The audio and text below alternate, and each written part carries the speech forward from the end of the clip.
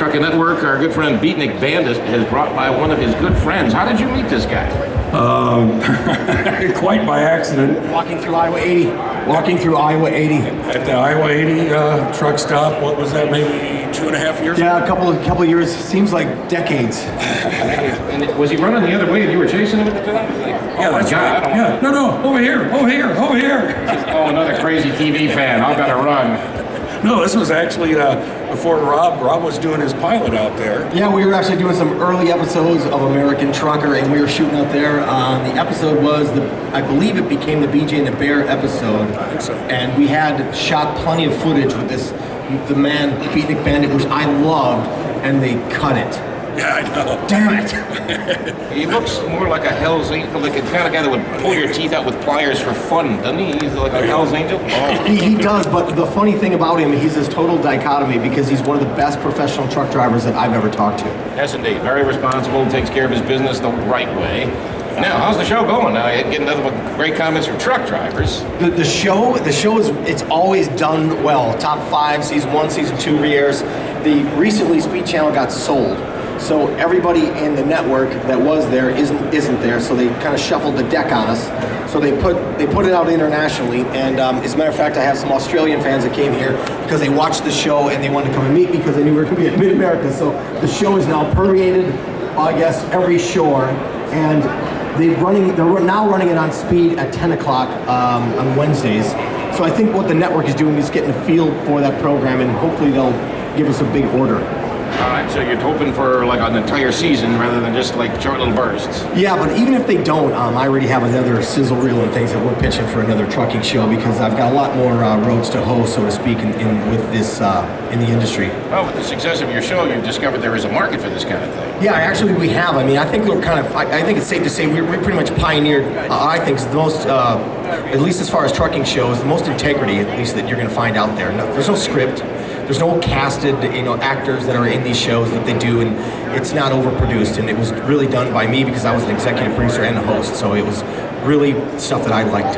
Well, you're telling the story of people whose story don't get told very much. Yeah, that's exactly right. We sort of covered a wide swath on American Trucker. I mean, we didn't just shy away from them. We went right at them, and I talk about issues in the cabs with all these drivers, and from oversized to NASA to NASCAR. We've done a lot. All right, did that concern you going in, that there would be interest in these people telling their story to you?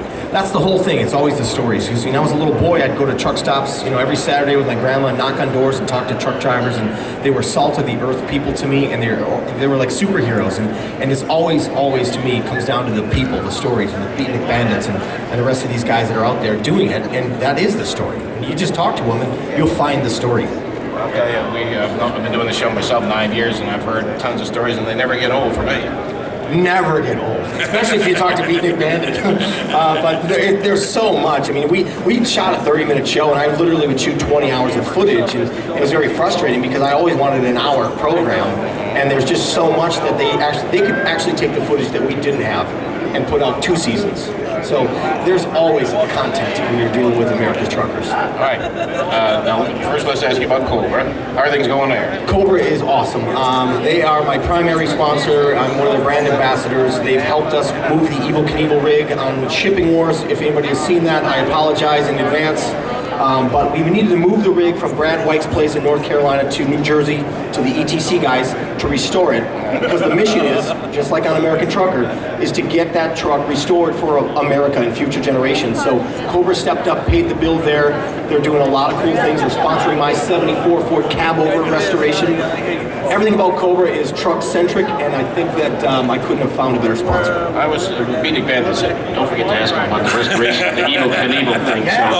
Tell us more about the Evil Knievel restoration. The Evil Knievel thing, I'm here at Freightliner and Cobra, and I talk to everybody that comes to the show, and I always ask them about the episodes, but the one that comes to the forefront is the Evil Knievel.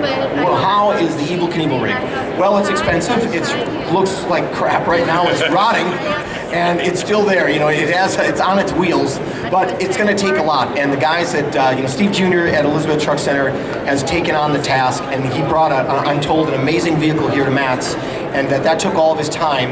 And now after Matt's, they're going to concentrate on the Evil Knievel project. So we should get you some updates, and we'd like to come back on your show, maybe with those guys, and talk about what it is, and get some more sponsors involved, because that isn't just a regular rig. I mean, that was a rig It's a piece of history. it really is. Evil had to have permits in almost every state back in the day. It was so long, it was over length, and everything about it was on ABC's Wide World of Sports 6 of the 7 times he was on. So it's something that I think is a museum piece, and like I said, new generations need to know what it was like, and an American icon like Evil Knievel, who And he it was. deserves a restoration. It does. It deserves a restoration. All right, now I had Mark on from Shipping Wars yesterday. Do you see more integration that going on there? I don't know about, Mark's a cool guy. Mark's, and I'll speak candidly, I mean, TV is TV, and you can't control everything that's in the edit room, and you only get so much because the network wants something, and I'm not a drama guy, so I feel bad for Mark in some ways because they have a lot of drama in there, and I don't really like to play the drama game. But I like Mark. Mark's a cool guy. Hollywood puts in a good dose of that. Yeah, I'm anti-Hollywood. I'm a down-to-earth guy just like everybody else. Eggs and toast, coffee, let's talk. Great, Rob, I appreciate the time, sir. Appreciate that. It's nice to meet Thank you. you. Good luck with the show.